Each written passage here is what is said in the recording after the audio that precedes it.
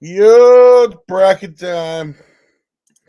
And we are the Over Under Podcast. Bracket time, brackets. I did a bracket today. Oh, do you want to delete the live thing on Twitter? Oh, I don't know how to actually. Oh, go to your tweet and delete it. Oh, I'll edit it. or remove. Yeah. Okay.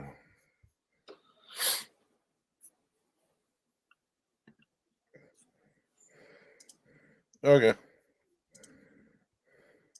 Cool.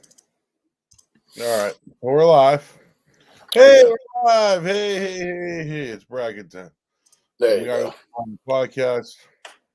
He's Dan Lipschutz. I'm Joe Murray.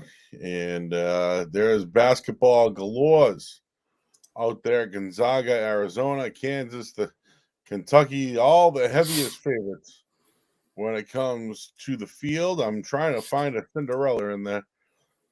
So we may do that throughout the at some point throughout the show today. But the field is set, Dan, and Tuesday is when most of the games begin. So let's go to Tuesday, and the the game that I'm gonna probably watch anyways, and I don't know really much about the two teams, is the Texas Southern Texas A&M CC Yep. game.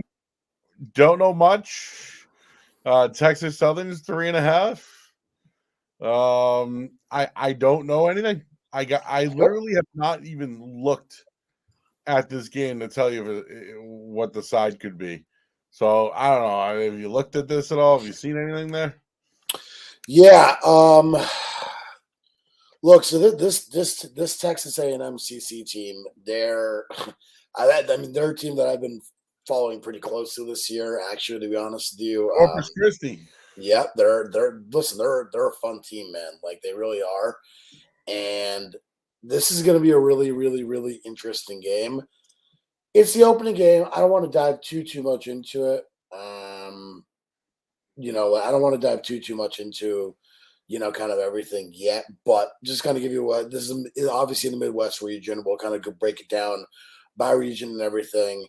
This one opened Texas Southern -1, -1.5, and now it's up to 3.5. We've seen the total rush from 132.5 up to 136. It's 137 some places now. No, it looks like it's straight 136 across the board. Looks like circa open 134.5. I think Texas A&M is probably going to be the public side in this one. I don't think it matters much, but just if you making me pick the game, I like the under. I still don't think Texas Southern is that great of a team. I know they had a very nice run. They beat an Alcorn State team in the championship, and it was not very close. I still think Texas A&M played a tougher road with Houston Baptist. Nichols is probably a better team than anyone that Texas Southern faced on the way there, in my opinion. And then they beat Sealock convincingly, which in my opinion was really a great game. Even a lot of sharps love Sealock in that spot. To me, Texas A&M CC it feels somewhat of a team of destiny. Obviously, they're not going to win it all, but I do think they make the tournament, and I do think they make it.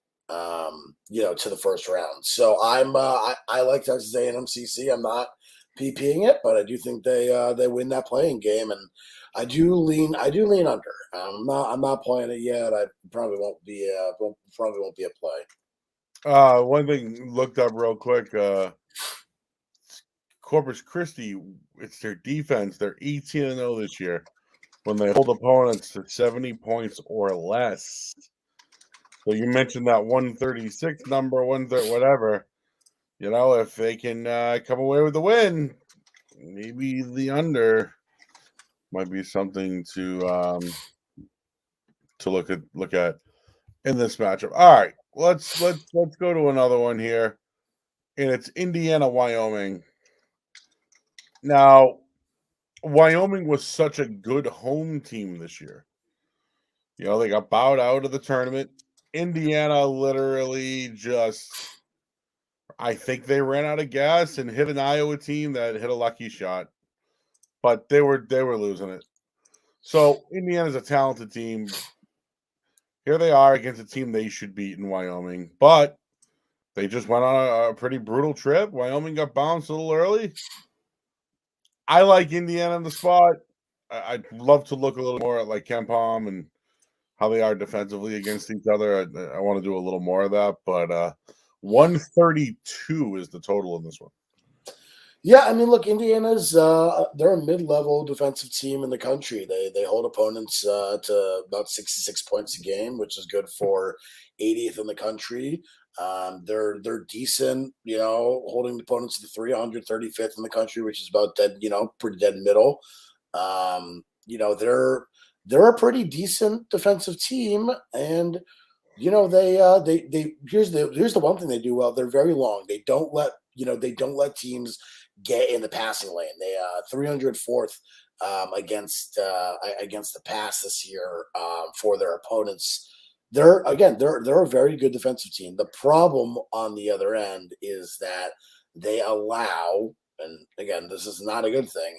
They allow an extremely high field goal percentage, to kind of go in there. So my biggest problem with Indiana is they just don't challenge you enough in the right spots, and that is that's a problem. That is a problem. And they're not going to score. They're not going to score a ton. They score about 72 points a game. Look, this Wyoming team is really interesting because the Mount West, in my opinion, was significantly better than it has been in previous years. They score about 77 points a game. They allow 76. They're awful with turnovers. They're 300th in the country. They don't block shots. They're not good. They're not good on the board. 294th in the country. They're a good team in the Mountain West, and I think facing a team like Indiana, that's going to be a problem. This one opened 3, to be honest with you, and I was looking at taking the 3, hesitated a little bit, moved to 3.5, and I was like, yeah, not a lot of difference between 3.5 and 4. Now we're sitting at the full 4 everywhere. The total opened 132.5. Sorry, 133.5, and it's sitting at 132.5. I think the total is a little bit low. I do, especially for considering how Wyoming likes to play basketball and the amount of points that they score. I do think it's a little low. I foresee, something maybe a little bit higher than what the total is marked at, but probably honestly, Joe, nothing for me on Tuesday. I like Indiana in that spot again. I do think that they're playing very well, and Wyoming really has started to struggle down the stretch here. They've lost 3 of their last 5. Even though there are some good teams there, UNLV, San Diego State, Boise State. They also have recent losses to New Mexico and Colorado State. They've lost too many games, and especially on the road, they haven't won a road game since San Jose State back almost a month ago at this point. What was that, February 12th? So over a month ago. So I mean, this is a team that I don't love in this situation. Borderline tournament team. Honestly, probably shouldn't have gotten in with the way that they're playing, but the Mountain West was so good this year. I think they had to.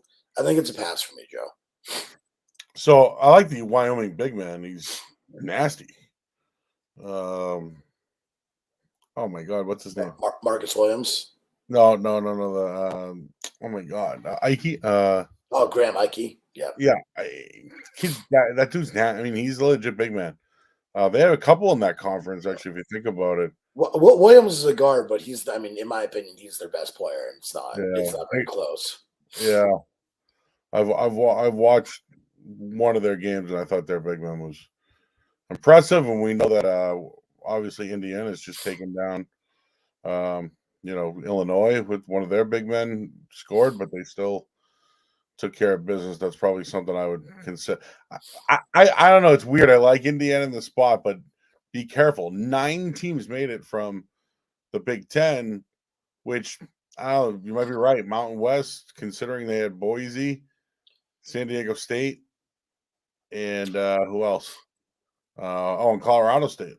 Yeah. Again, I think that you take a look at this, and I think you should just be careful on this game. I do think that Wyoming could come out and absolutely blitz them offensively. Indiana's had a couple days off. Maybe they cool off here. This is not a spot I'm looking to back And you went Indiana, if you get a good number on it, like a 3 or whatever, you want to take an in-game number if you see one, fantastic. I totally understand. I'm just not running to the window to bet this game, to be honest with you, either way, on the total other side. And that's really how I feel about both Tuesday games. I'll probably be focusing more on the NIT, spreads and tournaments there. I definitely have a few plays that I like, and we can kind of get into those. But I think we should kind of talk about that for a second. sure. I hate betting on the NIT or the CBI. It has nothing to do with the game. It's who cares, who's playing, who's not. Well, I can't find an edge in that for me. You know so what I mean? sure, Some so teams so are motivated, absolutely. sure. So let me kind of give you an idea. Sometimes these bigger programs who fail to make the tournament and we're right on the periphery, really don't have a lot to play for, and they kind of just go into this let up mode where they're there but they're not really there. So maybe a team like a Colorado who is close to making it, a Xavier was close to making it. A team like that, Utah State, et cetera, Oklahoma. Those teams are a Dayton would be a really good one in my opinion, because Dayton's a team that, they win that game against Davidson, they're probably in. Well, they're definitely in, obviously.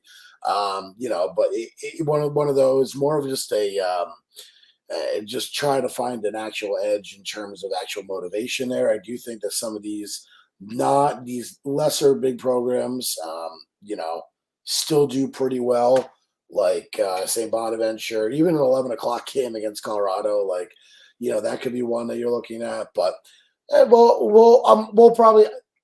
I have a few picks for later on. We can kind of discuss those later. But I do think one way to view those games is motivation. What is the team's motivation? Are the players going to give a shit? And if they don't, what's going to happen? Because it's not the same as March Madness, of course. You can't just go matchup based and say, "Oh, this team should be this team," because sometimes these kids just don't care anymore. They're defeated, they're deflated, whatever. So Bryant plays Wright State. Weird how the line opened at 1.5 and quickly jumped to 3.5. So this actually opened Pick'em. DraftKings open Pick'em, FanDuel open Pick'em, and they were pretty much the first people with stuff on the board today. So surprisingly enough, I do think that the Pick'em number is certainly an interesting open there. Well, if you're going to ask me, like, who played, Bryant was good this year, and but Cleveland State, and I don't know, I just feel like Wright State plays a pretty tough schedule. That whole division's pretty good. And now I will say this: I just looked this up. Wright State went 12-18 against the spread this year. Not good. Yeah, again, Wright State is fine. I'm not trying to be disrespectful. I do think their basketball program is more competitive than Bryant, and maybe it could be an off year. But just if we were down at the bar, if we were just hanging out, Bryant versus Wright State, I think that Wright State would be the favorite and should be the favorite. Yeah, I mean, I again, I'm gonna disagree. I think that I think that if there's an edge on a game early on, I think to me, this is probably the edge. I don't agree with the whole thought process of having Wright State be higher than Bryant. I think this Bryant Bulldogs team is really, really, really good, and I think that Jared Grasso has them playing at an extremely high level. And, I think this Bryant team is still undervalued. Let's not forget what they did to Wagner in that final game. They absolutely kicked the living shit out of Wagner in that first half. They scored the 33rd highest rate in the country, which, Wright State still scores at a very high rate. They're scoring 64th and first in the country, but defensively, they allow 71.1 on average. And Bryant allows 72.7. So where I'm going with this one. I like the over, which is at 153. So give me the over Bryant and Wright State over 153. To me, that's the spot. We've seen that one actually opened 153, went down to the 151.5, was back up to 153, and 153.5. We're seeing some 154s pop soon too. So that might be, by the time this comes out, 154. So why don't I give out 154? Feel a little bit better about that because that might be popping up there soon. But yeah, look, it's definitely going to be square. I know there's no doubt about that that's going to be square. But yeah, I like the over in that game. I think everyone's on Wright State. I'm probably going to come back on Bryan as well. I think that these are two, in my opinion, two very similar teams. Score a lot of points, give up a lot of points. The one thing that I think Bryant maybe does a little bit better, Wright State does a little bit better, is they shoot the three ball a little bit better. Bryant has definitely struggled with the three ball this year, which has been, one of the few things that has been surprising. But, Bryant moves the ball better. They're a better passing team, and I do think that that's going to be a big pain in the ass for Wright State facing a team that, passes the ball at such a high rate. And, this is a team that Bryan has a lot of turnovers. So that's the one thing, they do have a lot of turnovers, but they also they get a lot of steals. So again, it's kind of one of those things. I think we're going to see a very high scoring game. I think you see this line close 156 ish. But yeah, I think this one goes over. I think Bryant advances. I'm gonna roll with John Wallach's school. I'm going to roll with St. Payanovich. I'm going to say Bryant. All right, yeah, and again, I gave you haven't looked into it much, but on the basis of no information, you're probably right then that there may be value in Bryant here. Based, I just don't like what Wright State has done. Hey, they won that conference, good for them, but geez, they were a tough team to bet on this year. Where Bryant was very good. And maybe they got a legit player there in Peter Kiss. Yeah, no, I think they do. He's going to be the best player in the game, Joe. And the other thing is that the reason I'm not giving out Bryant right now we're seeing 3.5. So there's a 4 Bovada. I think this number's still going to continue to rise. So I think we might see 4.5 by tip, which is surprising because, again, this really opened at a pick'em at most locations and was really -1.5 readily available for hours. And now we're seeing, could be seeing 4.5 by tip off. So interesting spread here. I think that it's going to be closer to the original spread. I make Bryant, plus 1.5, which is exactly where I had it originally. So I do think this is going to be interesting. All right, so we have Rutgers and Notre Dame, and I like Mike Brown. Like I liked Indiana last year on Virginia Tech. They sucked. Oh, they were brutal, but they've had a good season. They've done all right, but here they are against the Rutgers team that has probably the better player, right? Ron Harper Jr. is probably the best player on the court. I do like Blake Wesley of Indiana there, but this is like an old Big East matchup, right? Like, I bet you these two teams probably played 10 years ago or whatever. But I feel Notre Dame needs a response here. And Rutgers always has this if they play to their potential kind of thing. Yep. I'd like to look more into this. But Notre Dame did have they haven't played in a while. Actually, now that I'm looking at it, they haven't been in the tournament in a while. I just feel like off that loss, they're better than that loss. They get Alabama on deck, which you know what I mean? So I'm looking a little ahead on that one. But I'd like to back Notre Dame.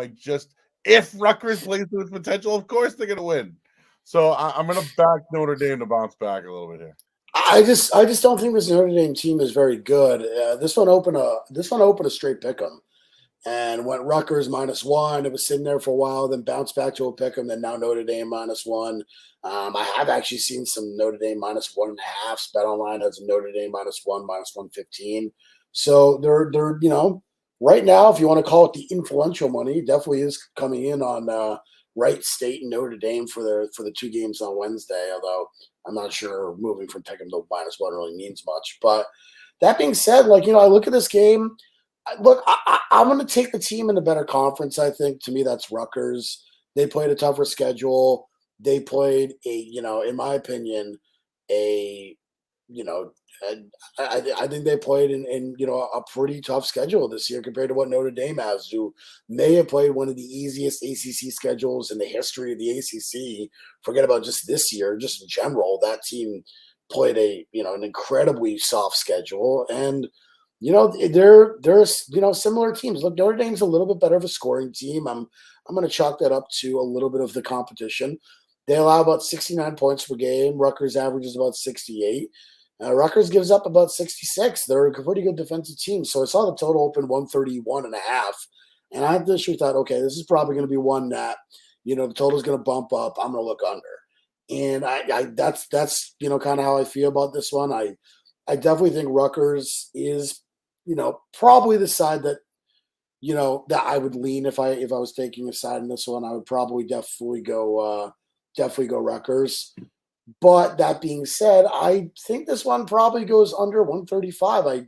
I do. I think that this is probably something that, under 132. I think that's probably a game that I'll be looking at there.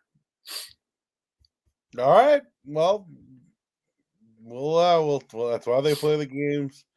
And I'm not taking it because I think that again, that by the time this happens, I would expect that to be 133, whatever you want to call it. So, all right. So 12:15 Thursday is going to be the first game. Is going to be Michigan, Colorado State. I like Colorado State getting the 2.5 points just right off the bat. They were a 6 seed. I was curious about that, and then I'm like, you know what? I think they deserve it. They get a Michigan team that we watched them collapse, Dan. They weren't good this year. They had many comeback. They're barely a tournament team, and I think Colorado State could feast on them in this matchup. So, I mean, it's certainly interesting. A lot of teams, a lot of people thought this Michigan team was really bad to end the year, right? And me as one of them. So here's my question, Colorado. This one opened. This one opened -1. Michigan -1. It's up to Michigan -2.5, -2, -2.5, -3. Most places, and let's see if I can find the number here. 2.5 looks like across the board. There were some 3s yesterday. I know it said it opened 2 and 2. It definitely did not. It opened 1. Total sitting right now around 139.5. That opened 138. So that number has definitely gone up a little bit.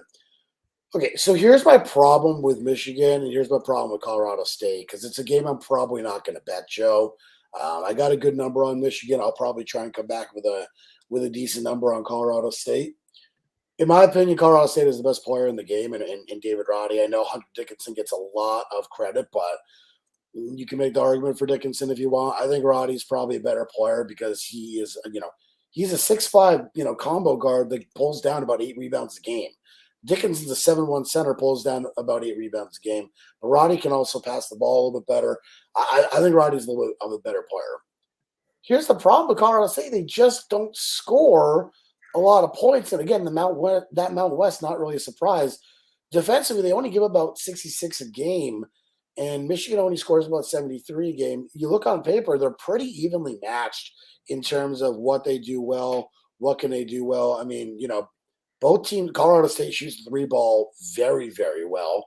And, they defend the 3 ball okay. Michigan defends okay, shoots the 3 ball okay. Like, there's nothing extraordinary about either one of these teams. Colorado State, really not good on the boards. And you're going to see Michigan is very, very good on the boards. So that is going to be one place where I think Michigan is going to have a tremendous advantage on this Colorado State team. But that being said, I don't know if I'm trusting Michigan right now with Juwan Howard. If he hands over things to Phil Martell, then I think, okay, I can trust him. I can believe him. That will be something that can happen, right? But if he doesn't do that, man, I just don't feel super great about this Michigan team anywhere. Like, do you really want to back them right now with the way that they're playing, Joe? Nope. That's why I'm going the other way. Yeah, I mean, again, I just I think it's an issue with the way that they're playing right now. I definitely do not feel super confident about it whatsoever.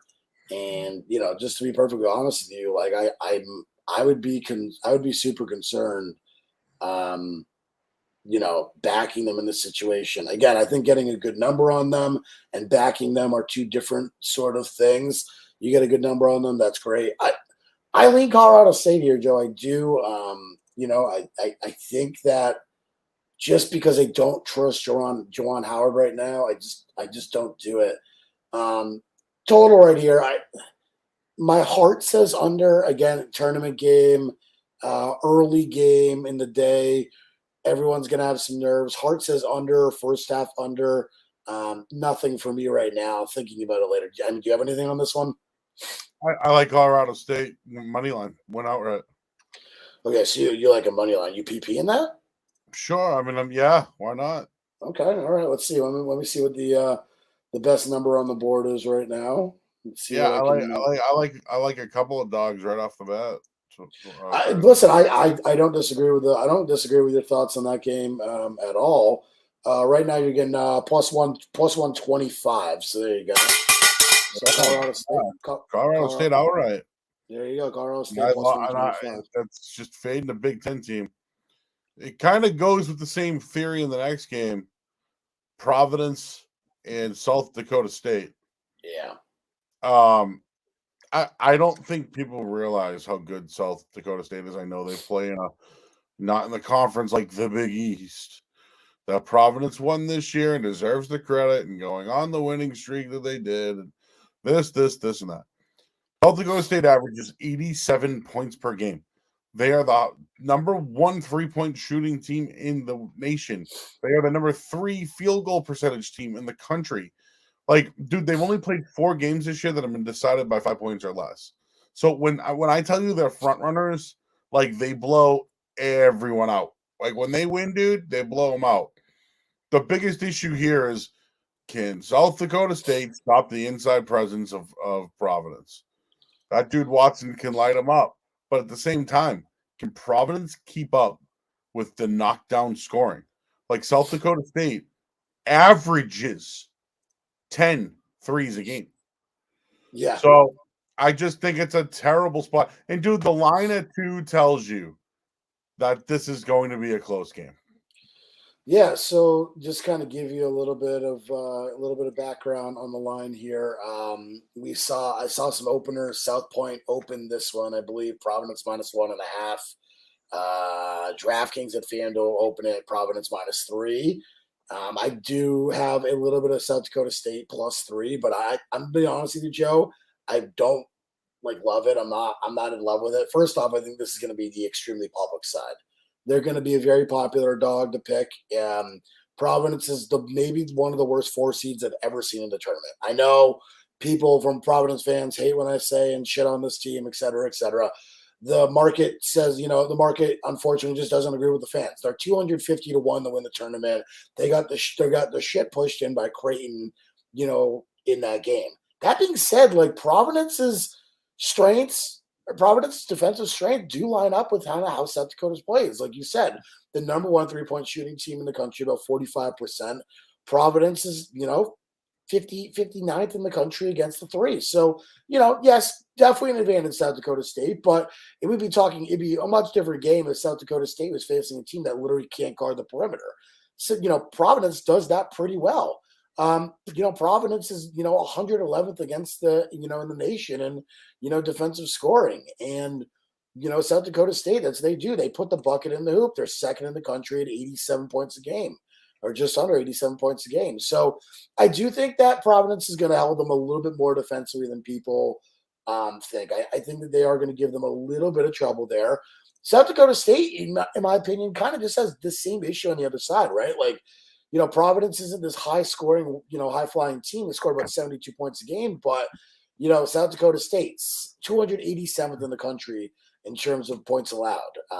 Just not good there. In terms of 3-point percentage, they're 287th in the country as well and allowing the three. Providence is about 150th, so top what? 30-40% or whatever and shooting the three. So I think this game is going to be very close. And here's what I'm going to tell you. I have told you that I think Providence is lucky. We have talked about this team ad infinitum, and it seems like we talk about this team week in and week out.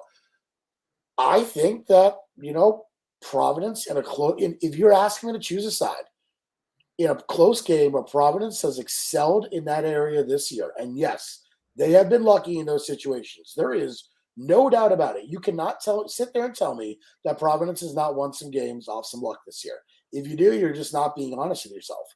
That being said, I don't think this is as bad of a matchup for people, or as bad as of a matchup for Providence as people do. And I think that this is kind of I can see this game going to Providence. I really can. I can see this one, going Providence's way. And if you're asking me where I'm leaning right now, I'm leaning a little bit towards Providence. I am.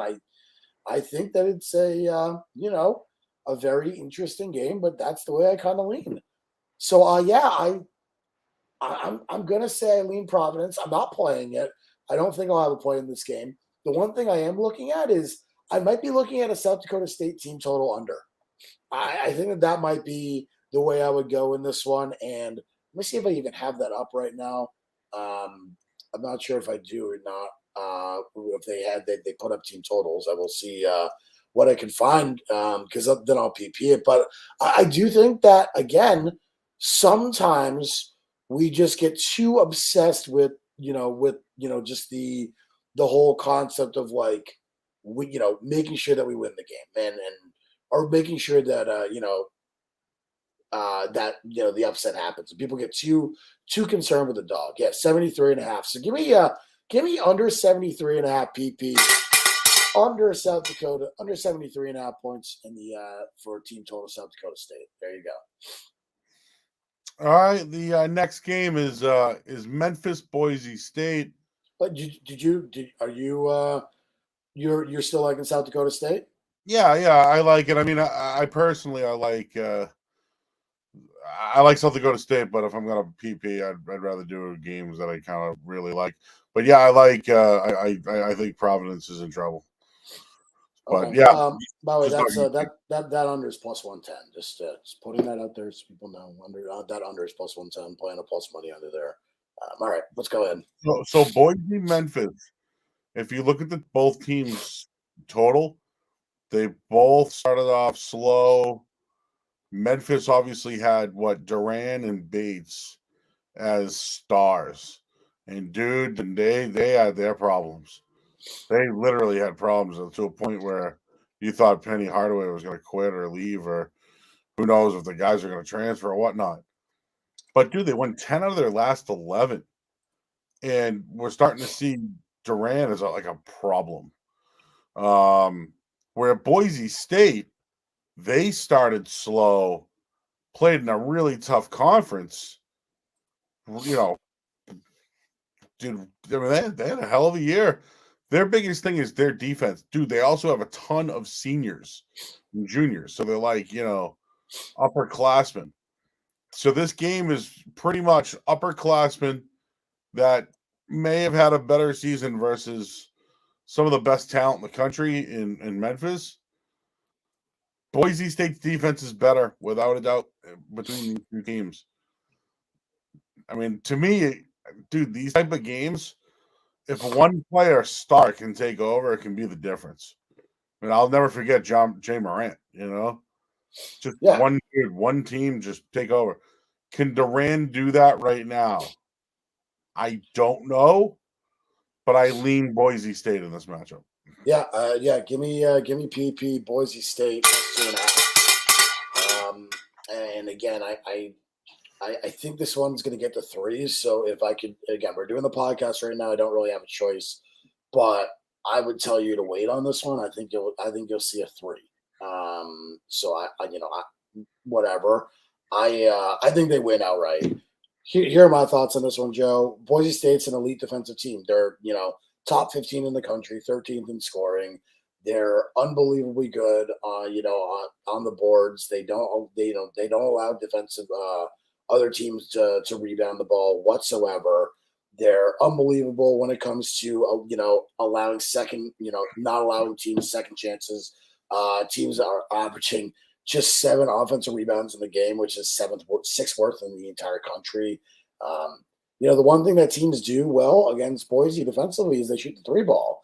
And unfortunately, that is going to be the one thing that I think that Memphis is going to live and die on. They're 62nd in the country in threes, but they also only shoot about 17 a game, 17 and a half a game. So they pretty much, shoot almost the least in the country, even though they shoot it well. They're very picky about it. And to me, that's a problem. I don't think this team is going to score their usual average of 75.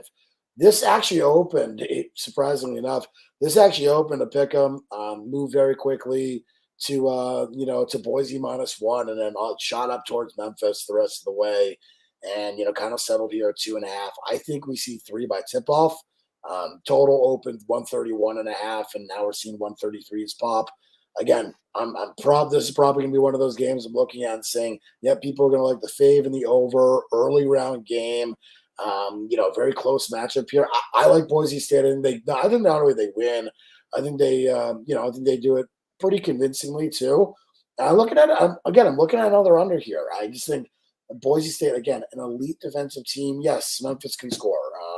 They're a very good scoring team, 63rd in the country. I don't want to take anything away from them, in kind of that capacity. But again, I think the one thing that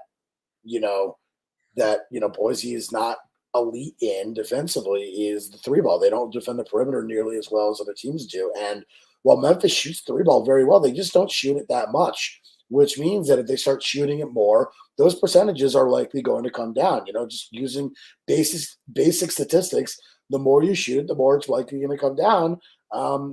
In that kind of concept. So yeah, I lean Boise here, and I think that you're going to see some. I think it's going to get to 3, and you'll see some buyback at 3. But I do think that Boise at 3 is probably the right number if you can find it there, and maybe look to sprinkle some money line too. All right, I'll make a couple of these ones fast. Okay. But Baylor, obviously the champs, don't know about a repeat. I think they have some holes, but they're a quality team that will be in the conference, no doubt. Like they're there where they are because. Let me just look at something with Norfolk State. I don't mess with Baylor lines, Dan. They're always right around the number. Yep. Even last year in the tournament, I learned the hard way. I think they were 20-point favorites and won by 19 or something. So I always just stay away from their number. But I like Ken Palm. I don't use it. I just want to know where they landed. So Norfolk State's schedule versus KenPom, they only played one team in the top 75 of KenPom rankings. Yep. That team was Xavier. They lost by 40. So yeah. And that to be fair, that was a road game. Yep. Now you're gonna play Baylor, who has a way better defense. I see a long day for Norfolk State. But again, those 20 numbers, sometimes they back up, late shots. I would love to say under 136 in this one if I was going to make a play. Okay. That's totally fair. I will say this number opened 18.5, Joe. And now we're seeing 21 and a half at Bovada. I would tell you if you're betting Baylor, I would probably avoid it. There's rumors that Cryer, which is not exactly a surprise, but it doesn't sound like Cryer is going to play. And if that's the case, then we're talking about a totally different Baylor team, offensively, defensively, and just kind of everything they do. Now he didn't play in the Oklahoma game either, So, they're just going with, Flo Famba and Flagler and Akinjo. Like, yeah, that's good. But Flagler was terrible in the Oklahoma game. He 1 for 10 from the field. I'm just, again, I'm not making a case for, for Baylor to lose here. But, you lose one of your best players early on. I just don't love it. Yeah. Norfolk State is playing a totally different type of basketball than they were early on in the year.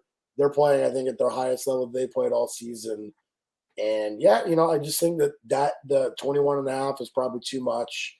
I just think that I'd like it at 18, but without their best player making a case for Baylor, I think that's just too much for me. Too sweet. Even though I get it. I do. Like I get that Baylor should probably blow the shit out of this team.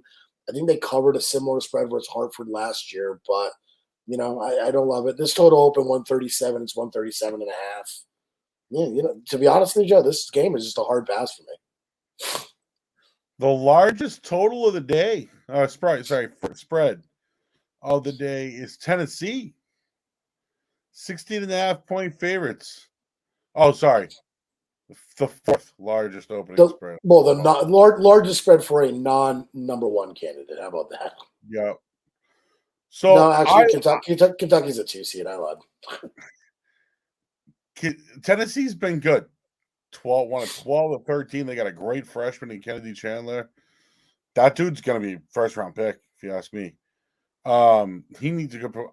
I really like Tennessee in this tournament, Dan. I think they have a legit shot to make some noise. The SEC is a conference I like to back, and I think that win over Kentucky solidify them. Now, couple of things with Tennessee. They took advantage of their home schedule this year. They were outstanding at home, and they won the SEC tournament. So, bravo. Neutral sites now, though. Longwood, I don't think has been here in a long. I don't think they've ever been here actually. But I'm just staying away from I'm staying away from this one. Tennessee just needs to win in advance, and I'm not touching a spread or a side. Yeah, look, I think that Tennessee's a really, really, really good team that has a very good chance of making it, out of their side of the bracket. I do. I think they're going to be a hot pick. I think they're going to be a public pick, to kind of make it out, especially coming out of that tournament. But right now, you want to go with the hot team. The field's wide open. Tennessee's certainly an interesting case. The one thing that Longwood is score the basketball. That's what they do. And the one thing that Tennessee does at an elite level is defend the basketball. They only allow about the 24th highest point rate in the entire country. They allow the 341st amount of assists in the entire country. I mean, this is just a team that just doesn't let teams do a lot of, just doesn't let teams move the ball around a lot. And so I see this spread, and I think there's going to be a lot of people who like Longwood in the spot. I lean Tennessee with the 17, and this open 17. We're seeing some 16.5s at Bet Online, but it's pretty much stayed in a very similar position. Not a lot of movement. Tennessee, in my opinion, very, very good team. Probably takes care of this one pretty easily.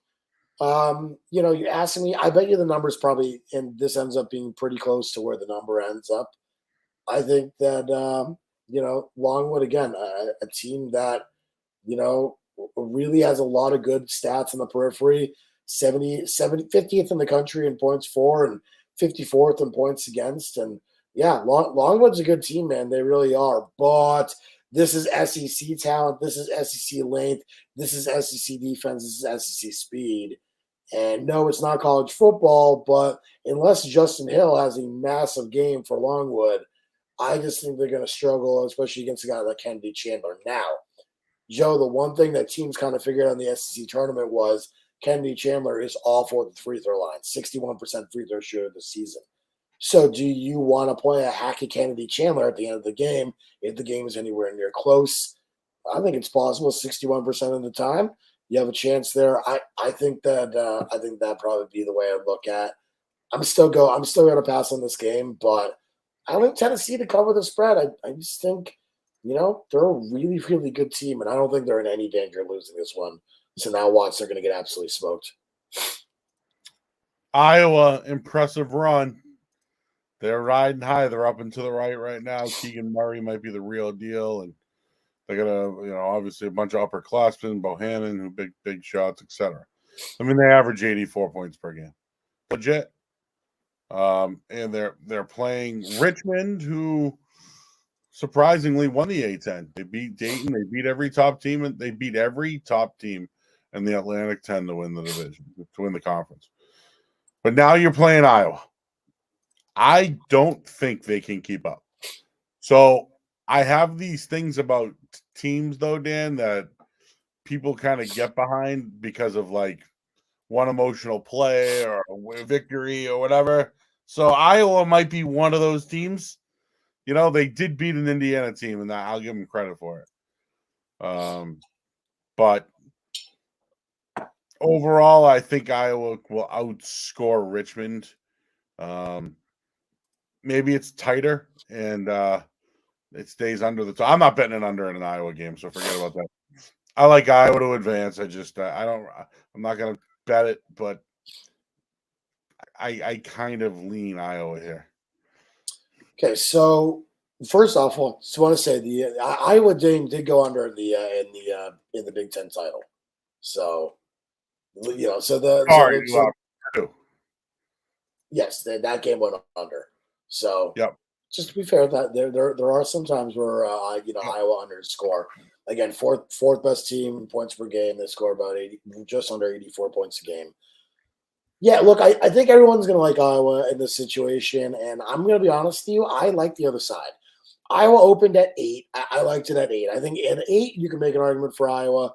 And then we saw 8.5, and then we saw 9, and we saw 9.5, and overnight went shot to 10.5. And I would suspect we'll probably see 11 by tip, maybe even more. Circa open 10, but I'll tell you, a lot of places in Vegas at 8. FanDuel at 8. DraftKings at 8.5. So this was not double digits, until later last night, or really overnight. To be honest with you, a lot of 9.5s there. Here's what I think, at least on the side. I think Iowa. This is coming off a tournament championship game against a big-time opponent is definitely a letdown spot. Now, if Richmond hadn't done the same thing, I would say this is a great spot to back. I would say this is a great spot to fade Iowa. Unfortunately, Richmond's kind of coming off the same situation, which kind of sucks. And again, you can make the argument with Tennessee, same situation there too, which is, again, the whole reason I'm not looking to take Tennessee right now. But a lot of these letdown spots off the championship game, teams win, but don't cover at a very high clip, which is not really a surprise. That being said, I think that this Richmond team is really smack dab in the middle of pretty much everything. Like, they turn the ball over like, at a very, very, very high rate, which is, really, really bad. But both these teams turn the ball over at an extremely high rate. Richmond, 348th in the country. Iowa, 354th in the country. So, I mean, neither of these teams do well, but they force a lot of turnovers on the other side. And, when that happens, you end up playing very, very well. Iowa passes the ball, an extremely high level, 20th in assists in the country. Richmond 69. So I look at Richmond and say, well, they're not as high of a scoring team as Iowa, but they're very similar in the way that they kind of play. Now Iowa plays at a much faster pace. They shoot at a better 3-point percentage without a doubt. That's the one, the big separator there.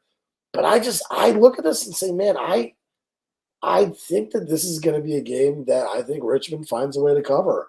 Like, periphery stats is looking, without going in too deep in the analytics here, I think Richmond kind of matches up mildly well against them. Again, they don't foul a lot of people. They don't let teams get to the free throw line a lot. They have to worry about the 3-point percentage. And then again, that's going to be Richmond's game. You got to focus on the perimeter there and make sure Iowa can't kill you there. But, they're really, really good at, forcing turnovers and not fouling people and making sure teams can't get to the line. And they force a lot of bad shots, and Iowa's a really good, prolific scoring team. So, interesting game. Keegan Murray is going to be the key. Can Keegan Murray score 20 points a game? He scores, 24 a game? Can Keegan Murray score 25? If he can, then Iowa's probably wins this and covers easily. Put it like this. It's a game I have no interest in betting. Total open 150.5. We're seeing that pretty much across the board. BetOnline has a 150, so maybe we see it tick down. I would lean under, but I'm not taking an Iowa under in the first round of the tournament against a team that has a decent amount of scoring ability themselves. So it's a pass. The entire game's a pass for me. All right. Gonzaga is whatever. Georgia State, they should roll, right off the bat. This open Gonzaga minus 25. We're seeing 23.5s pop. I think you need at least a 24.5 on Georgia State to feel comfortable here. Usually these big numbers are very close. If the dog covers, usually it's a very close point spread. We're not going to get a UMBC situation here, so Georgia's definitely the sharp side. There's no doubt about it. In terms of the total, 149. This opened 148, so it's ticked up a little bit. In my opinion, I would lean Georgia State still at 23.5. I think that number is probably 22. I just think, again, Gonzaga, this is almost like, a big delay after a double bye. Like, Gonzaga hasn't played in like a week now. So I think Georgia State here probably finds a way to cover that big number, but I'm not going to, get foolish and dive right into it. Yeah, I don't mess with big number ones early on. I just better games out there. I think that's one thing to discuss. Now, I wouldn't call this a better game, but holy crap, which way do you go with it? Marquette, North Carolina. Now, in my head, UNC. Right. But we know about the ACC, Dan, right? Shaka Smart, by the way, is a damn good coach when it comes to these situations. Obviously, North Carolina has its new coach there. I mean, I hate this matchup. But the dude, is it Bako? How do I say his name from North Carolina? I'm sorry, for who? The player, Bako, B-A-C, who is that kid? Paco. That kid's legit. If he takes over, it's all North Carolina to me. I don't think Marquette's that good, but I think they're well coached. The shot here, the line's 3 for a reason. It hasn't moved yet. I think it's Bako. I think he's the man. I really, when I watched that Duke game, I was like, this kid's legit. But I don't think this is like a game you want to put all your money on. It could go either way. I think that it's that old ACC versus the Big East, Dan. And I guess if you're looking at that one, I don't know. Like, I just think that. Long story short, I think UNC is too big and should win this game.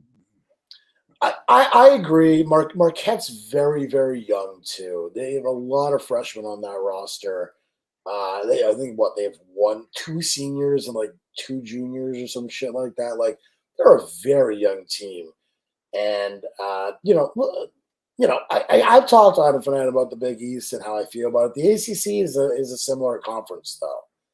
And, the one thing that UNC is just awful with is neither of these teams can defend. And I do think that's why you're seeing the high total where it is right now. I think it's open 149.5.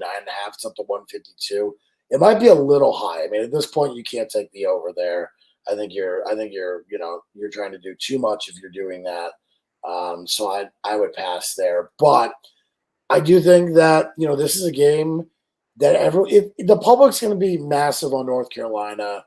We're seeing 3. It's open 3. It's staying at 3. We're starting to see some 3 minus 115s pop. So might see some 3.5s, 4s soon. But not a game I'm super interested in betting.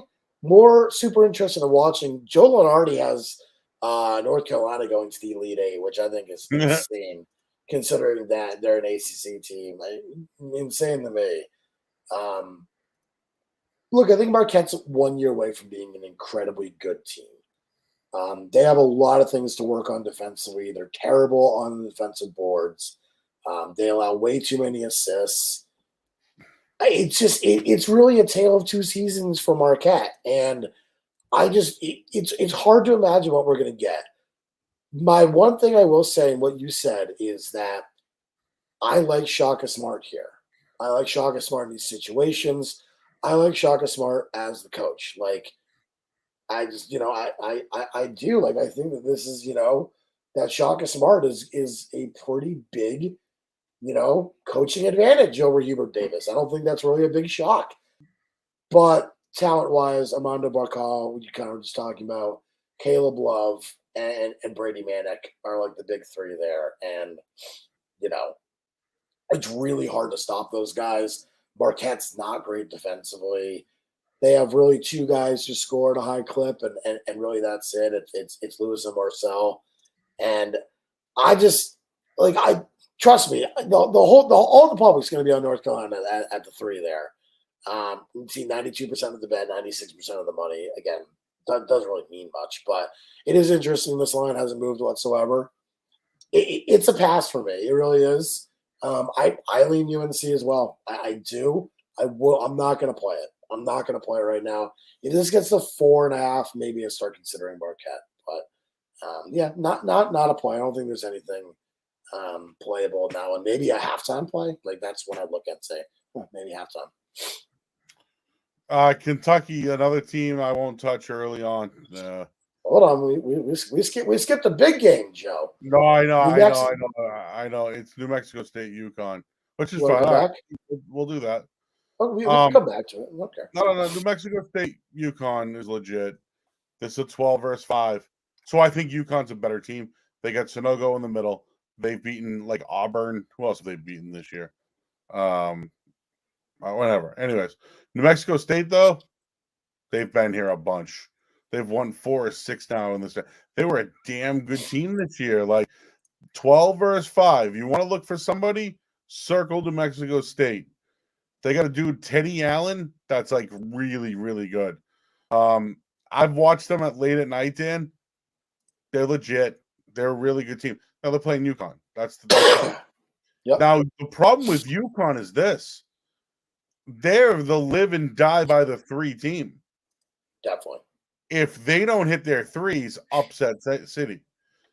I just think UConn's too talented. And shit, I'm kind of shocked that New Mexico State, I thought maybe could have done better than a 12 seed. But anyways, here we are. I think New Mexico State could keep this one close. They could. So I'm very conflicted on this game for 2 reasons. One, if we're talking about the Big East, right? I think there's 2 good teams in the Big East. I'm just going to finally come out and say it. I don't think Providence is one of those teams, okay? I think it's UConn and Villanova, and I actually think, based upon the periphery stats, I think UConn might actually be better than Villanova, surprisingly enough. That being said, I think New Mexico State is not exactly the best matchup for this UConn team, considering at the rate that they score, and I do think that at times UConn has trouble scoring. Even though they're 70th in the country, 69th in the country in the scoring rate, New Mexico State scores defensively 53rd in the country in terms of points allowed. I just think that that's going to be a problem for UConn. I think they're going to struggle scoring. And as you said, this is a team that takes, it lives and dies by the threes. They shoot about 7. They score about 7.4, 7.5, a game, and that's incredibly important to their success. But they're only about 100th in the country in 3-point percentage. Meanwhile, New Mexico State, 32nd in the country in 3-point percentage. They allow one of the lowest 3-point just attempted in the country, 319th. So teams don't like to shoot on the.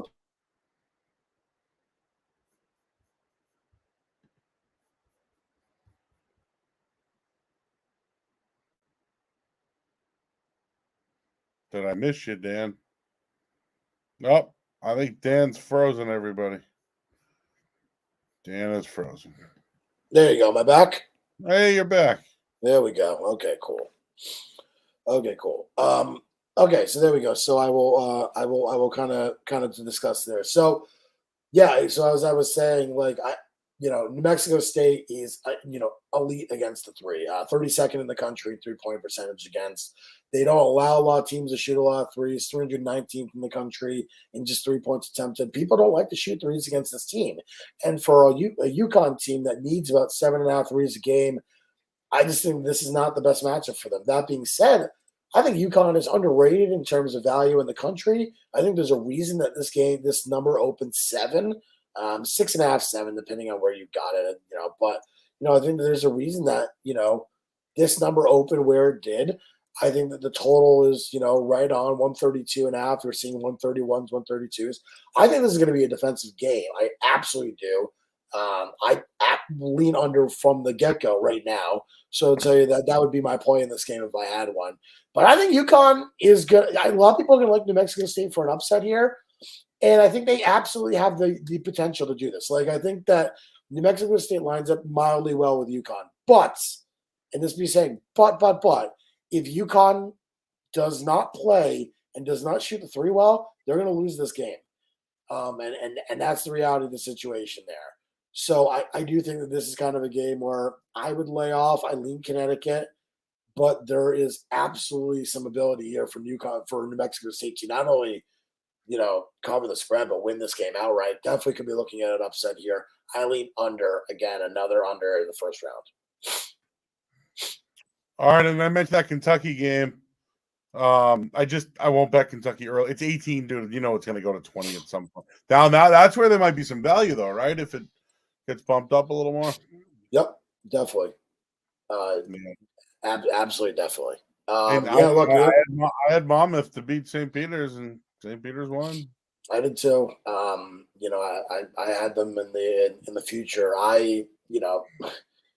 Again, I'm just going to be honest with you. I don't really like the St. Peter's team. I think they got super lucky in that game. They hit a big 3 late, and that was really the difference between them and Monmouth, who I thought was, a better team. But St. Peter's down the stretch. I mean, they've won 7 in a row.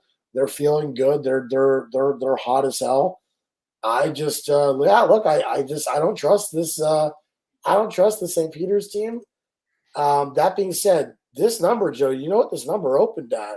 This number opened at 16, and now we're seeing 18s pop, and it looks like bottom line has moved to 18 minus 115. We could be seeing 18.5, meaning we could probably be seeing 19.5 by tip. And in that case, yeah, I think that there's, maybe a little bit of value on taking the big dog in St. Peter's and, them playing Kentucky. Look, Kentucky just can do so many different things, so many different ways. They have so much elite talent. They're not the young Kentucky teams of old. And that's my only concern about doing that. I don't love taking, these lower tier teams against these super talented teams. Forget about just, how they play, just in terms of their sheer talent. That's kind of my concern there. So I'm passing on that game. All right. All right. 2 games coming up right here that San Diego State, Creighton. Okay. I like Creighton. Now, I looked into it a little more. San Diego State clearly is one of the best defensive teams in the country. This isn't your typical Creighton team, Dan. Remember the team that's knocked down shooters, 80 points a game? They still score. They still do all that.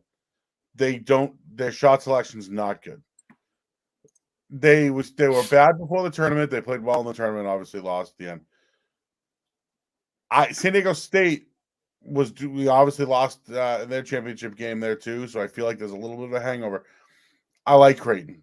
I'm taking Creighton, but I know that San Diego State's going to give them fits all day long, and if that's the case, Creighton will shoot bad, and San Diego State will control the game. It's 2 points for a reason here. The total's 120. If it's that low, San Diego State's winning. I'm sorry. But I'm taking Creighton in the spot. I won't PP it, but on that day, Dan, at 7:27 at night, you might see me take it. Okay. I lean under in this game. Not surprisingly, I think that's probably going to be the public pick. San Diego State, second in the country defensively. Creighton, 80th in the country defensively. Obviously, no Ryan Nebard. I think he's the best player. A lot of people say it's Ryan Kalbrenner, Ryan Hawkins. There's 3 Ryans. the three Ryans. Either way, you make an argument for any of the three. I think they're great. No Nebar, which is that sucks. He's a huge part of what they were doing at the guard position and distributing the ball. Average 4.5 assists a game. That's going to be a problem for Creighton because San Diego State does not allow teams to get assists against them. That's exactly kind of what they're great against. And Creighton wasn't great at passing the ball before. Now without Nebar, they're even worse. Defense. The one thing that Creighton does very well is they rebound, especially on the defensive side, just at an incredibly high rate. And I think that's going to be a problem for them as well against a San Diego State team who has some legitimate length with Nathan Mensah and with Chad Baker-Maraza, and Kashawn Johnson. Like, that's going to be something that is a real big problem for Creighton. They're not going to be able to rebound their usual way. They're not going to be able to get their usual second point chances. And I do think that these teams are going to play at a very slow pace. San Diego State's going to lock them down defensively. How's Creighton going to line up on Matt Bradley? And I think that really that's really the question you're wondering. How does Matt Bradley score against this team? Because Creighton can score. I mean, Hawkins, Calvin, O'Connell, those guys can all score at a decent clip. You can even throw Kaluma in there with Nevar kind of coming out. Like those guys can all score. They're going to have some options. How does Matt Bradley, how does Matt Bradley play? Is he efficient from the field? If he is, I think San Diego State wins. I'm leaning under. I'm waiting for this one to climb. It's still going up. This opened 119.5. I think we see 121.5 by tip. I'm probably going to be on the under. Yes, it's going to be square. No, I don't give a shit. I think these are two incredibly defensive teams. Now, if this goes overtime, shit happens. But yeah, I like San Diego State. I just think defensively they're too good. My only concern is that if Creighton does well on the boards, and that is it. I mean, Creighton has to dominate the defensive boards in order to win this game. They cannot allow second chances to Matt Bradley and that San Diego State team. If they do, they will get absolutely smoked. All right. What do we have here? Vermont, Arkansas. So I went back and forth on this one a little bit. And I'm going back to last year. Arkansas, Colgate. Colgate covered. Colgate did not cover. They didn't in the end? Arkansas smoked them. Yeah, but remember, Colgate kept it close, though, right? They had to close for the first half, and then after that, the game got way, way far. Yeah, Arkansas smoked them. So I've talked to a few people who that Vermont game that we talked about on Saturday. I mean, they won by 40, dude. They I know. I told you I liked them early in the game. Annihilated them. Yep. Vermont's good. They're going up against what? Top team in the SEC. It's 5 points. Top 3 team in the SEC. Yep. Top. I want to give Vermont a chance here. I do. I want to. Just the 5 I don't like, and I think this is one of Arkansas's best teams, man. So look, I know Vermont will keep it close. I know they will. Close 10? I don't know. 10 or less? What'd you say? If it's 10 or less? I mean, the spread is I think 5. Vermont's going to keep it within 10 or less. Okay. Let's talk about this one here. Okay, first off, Vermont's going to be an extremely popular pick. There's going to be a ton of people who love Vermont in this game. And I have not taken a side, but here's what I think. I think this is going to be a real bad matchup for Vermont. Now, if you got the number at 7 or 8 when it opened, I like it. I would keep that number. I wouldn't buy back on Arkansas. But we're now seeing, and that's where it opened, 7 or 8, okay? The number opened 139.5, opened 7 mostly. I think there were some 8s that popped up in Vegas very quickly. Those were gobbled up very quickly. What I do think is now that we're seeing the buyback on the other side, we're seeing Arkansas -5. Bet Online just popped to 4.5. WinBet has a 4.5. I would expect by tomorrow we'll probably see 4.5s across the board. Then we're talking about getting in the 4 range. That's ridiculous for this Arkansas team. This Arkansas team plays with speed. They play with power. They're not scared to take it to the hole. They shoot the ball at the 51st best. They shoot the ball at an extremely good clip. Okay, they're 154th in the country. They're not elite, but they're very good. The one thing they don't do, they cannot shoot the three. They're 320th in the country in shooting the three. They're not good, but they score with speed. They move the ball well. They're 101st in the country in assists per game. They don't turn the ball over too much. They're just a really good fundamental team. And what do? More than anyone, they get to the line. 4th in the country in free throws attempted. 1st in the country in free throws made per game. Okay? They get to the line, and that is where I feel problems for Vermont. No, they're not a big, long team. Jalen Williams is 6'10", but, Tony and Umude, those guys are 6'6", probably a little bit undersized for what you're looking for. I've heard, and there's just some rumors out there that they might use Connor Vanover, who is the 7'3" forward center that they have. They might use him a little bit, and if they do, oh man, I think that might throw Vermont for a loop. Vermont, if they faced any other 4 seed, I would be fucking all over this team, and I still might end up on them. But I just, you look at the periphery stats, man, 10th in the country in defense. That's awesome.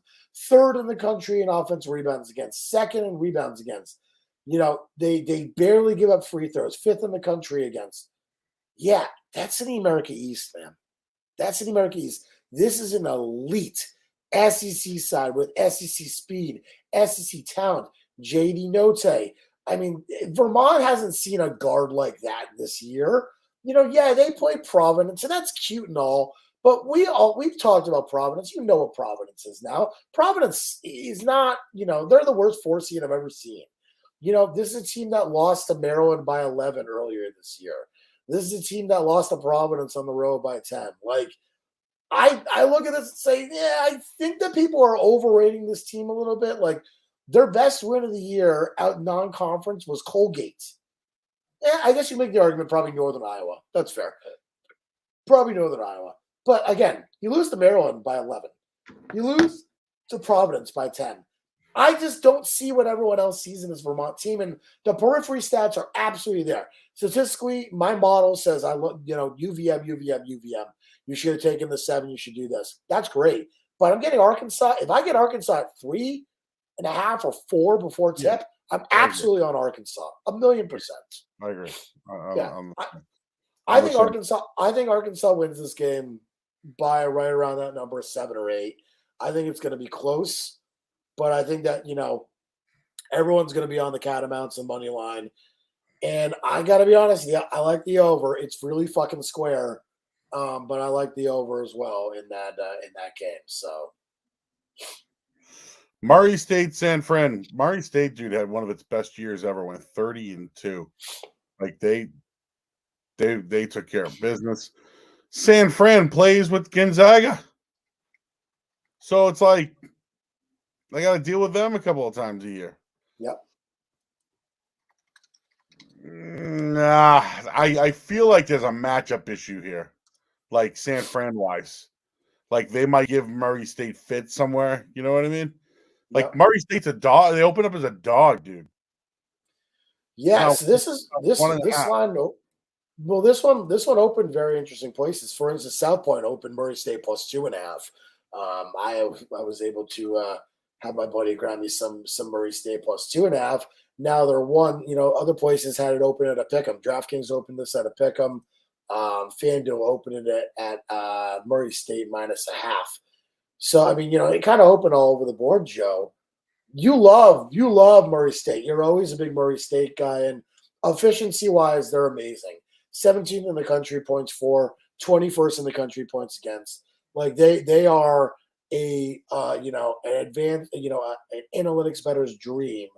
That being said, like, what are your thoughts against the San Francisco team? Because first off, the San Francisco team, they're elite players, and their scorers are not long players, with the exception of Maslowski, but they have literally length off the bench. 6'9" in Patrick Tape, Josh Kunin 6'8", Zane Meeks is 6'9", Volodymyr Markovetsky is 7'1". Like they have guys who could come off the bench and provide length, and I think that could be an issue for a Murray State team that is really undersized, with the exception of KJ Williams and DJ Burns. They just don't have a lot of size on this Murray State team, which is definitely a problem, Joe. Again, they were really good on rebounding this year, 23rd in the country, but they lack size, which is interesting. What are your thoughts on this one? Because I look at this, I think everyone's going to be on Murray State. I think that San Fran might actually be the side, though, to be honest with you. I think the analytics, again, look a lot better than they actually are. I just feel as you look at the competition that San Francisco has played this year, they've played better competition and played them tough. Murray State played Auburn and lost, which I get it, right? But same thing, San Fran at least kept up with Gonzaga. So I know San Fran's got one good player, Boye, I think his name is Boye. Yep. This smells dirty to me. This should be a Murray State all the way, 20 wins in a row, only 2 losses. There's something smells here. And just looking at the rankings, San Francisco's played better competition than Murray State. Yeah, I mean, look at the two conferences. It's not very close. I mean, again, we're not talking about an elite conference here, but I mean, yeah, if you're comparing the WCC to Murray State, the OVC just doesn't hold up, dude. It's not remotely the same. I mean, I like the Ohio Valley Conference. We got Morehead State in there. You got Belmont in there. Like that, it's a decent conference in terms of talent, but it's not the same. I mean, seriously, San Francisco. Look at the schedule. Look at San Francisco played this year, 24-9, and people were really sleeping on the Dons this year, in my opinion. They played Gonzaga twice. They played them tough. Lost by 10 on the road to Gonzaga. In that neutral site game. Lost to 16 earlier this year. They played BYU. They played Santa Clara. They played St. Mary's.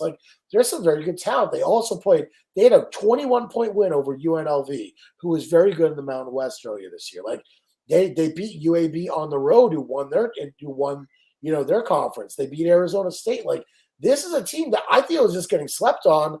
And as much as I like the number I got on Murray State, I'm not scared to come back and take the other side. So yeah, Murray State's 30-2. That's cute, and it was a fun run for this team. But give me the Dons to get it done. Give me the +1.5 on the money line, please. And, just give me the San Francisco money line here, +115.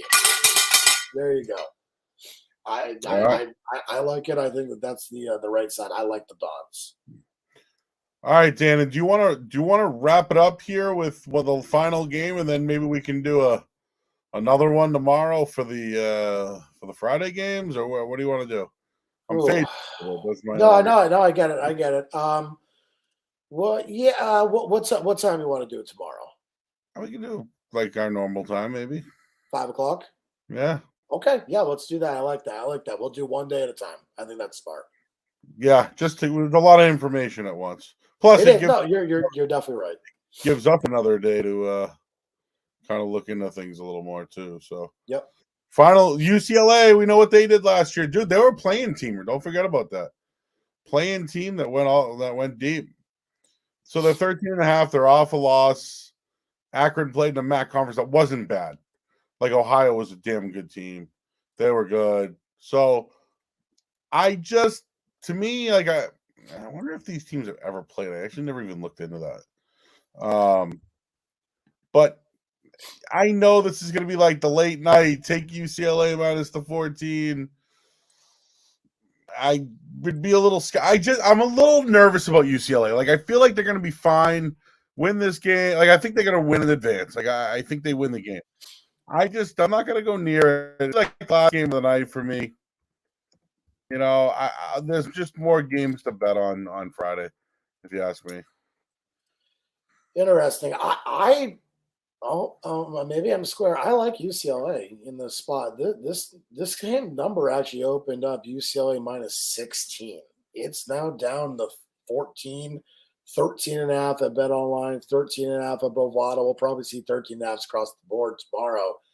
I'm kind of surprised about where this one is. It's open 129.5 on the total. Akron was lucky enough to face a team in the finals that was missing 4 players in Kent State for the first half of that game. And that game was pretty much decided, including Kent State's best player. And that felt like that game was decided in the first half of that game. Akron had a massive lead going in the half, even though they started very slow. I just don't see, Akron defensively, in my opinion, really good. They're 25th in the country, but how do you defend a UCLA team that can score at a ridiculous rate? Just 49th in the country in points for, 47th in points against. Akron already has trouble scoring. They're 167th in the country in points for. And, they have to defend Jamie Jaquez, Johnny Juzang, Jules Bernard has been great this year. Tyga Campbell, who's playing at a much higher level. Four-headed monster, I don't see Akron being able to stop. Yeah, the number is a little bit high, and I understand that.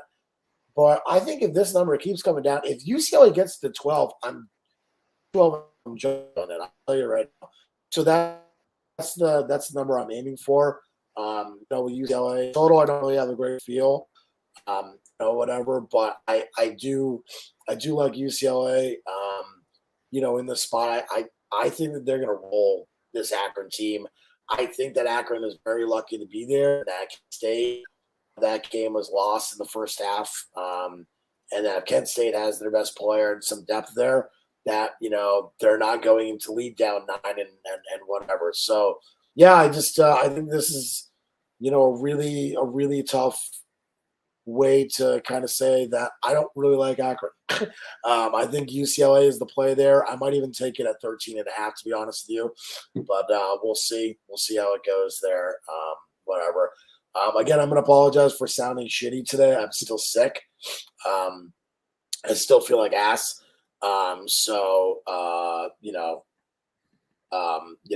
Hopefully that will kind of clear up soon. But just want to let you know, if I sound terrible, I feel, it's just because I feel terrible. I do want to give out one more play in the NIT, and that is for Tuesday, Joe. So I do think that this is a good play. I'll give out my other NIT play tomorrow, but I'll take St. Bonaventure plus 4.5 against Colorado. So PP that. Colorado is a team that missed out on the tournament. They weren't super on the border, but they were there. They're still a really young team, but the Bonnies to me, and again, I know they lost their championship game, but the Bonnies to me, that would be the way I would prove it. I think that this is a really good Bonnies team, and I am, I just think that despite the fact that Colorado wins at a really, really high rate and, elevation, 4.5 points to a Bonaventure team and a good conference, I think in a neutral site is a little bit too much for me. I would make that 2.5, 3. So yeah, give me the Bonnies to cover that number tomorrow night. All right, Dan. Long pod, but we'll get better. We'll take a look at the other rest of the games this week, and we'll do all that. And people are like, "Where's the pod? Where's the pod?" We're gonna download it. Yep, and another podcast tomorrow. I like that. We'll split it up into 2 days. 5 o'clock. I can do tomorrow. Right? Yeah, okay, cool. 5 o'clock. We'll do an hour and a half, and then I got to run. But we'll let the big man eat. I thought you couldn't do. Can't you not do something tomorrow night or something? I can't. Yeah, I can't do late tomorrow night, but I can do 5. 5 we can though. Or 5 is perfect. We'll bang it out. My favorite play is on Friday, so that'll be fun to discuss. Hey Dan, thanks for powering through with the sinus and cold issues. It must be driving you nuts. I appreciate it, Nelson. Yeah, I feel like shit. It is what it is. All right, go get some soup, Dan. We'll talk again tomorrow, and we'll catch up with you all. This has been another edition of the Over Under Podcast. Who you got? Talk to you guys tomorrow.